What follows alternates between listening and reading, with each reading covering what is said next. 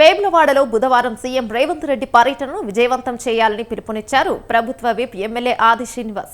వేములవాడలో ఆయన జిల్లా స్థాయి కాంగ్రెస్ కార్యకర్తల సమావేశాన్ని నిర్వహించారు. రాజన్న సిరిసిల్ల జిల్లాలో సీఎం రేవంత్ రెడ్డి చేతుల మీదుగా పలు అభివృద్ధి కార్యక్రమాలకు శంకుస్థాపన చేస్తున్నామన్నారు. వెనుకబడ్డ సిరిసిల్ల, వేములవాడను అభివృద్ధిలో ముందు ఉంచేందుకు కృషి చేస్తున్నామన్నారు ఆది శ్రీనివాస్.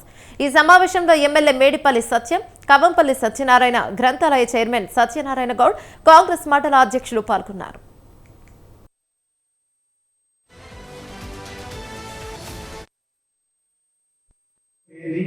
10 గంటల 30 నిమిషాల వరకు గౌరవ ముఖ్యమంత్రి శ్రీ రేవంత్ రెడ్డి గారు వేములవాడ రాజన్న ఆలయ అభివృద్ధిపై శంకుస్థాపన చేయడానికి వస్తున్న సందర్భంలో ఈ మహత్తరమైన ఘటనలో పాల్గొనడానికి 786 సంవత్సరంలో రాజన్న ఆలయం ఈ ప్రాంత భక్తులకు పొట్టు బంగారమైన సందర్భంలో కోరిన కోరికలు తీర్చు తండ్రి, కోడి ముక్కు చెల్లిస్తామనేటువంటి ప్రీతి ఏదైతే చక్కటి అనుబంధం భక్తులకు స్వాగతిస్తున్నటువంటి నేపథ్యం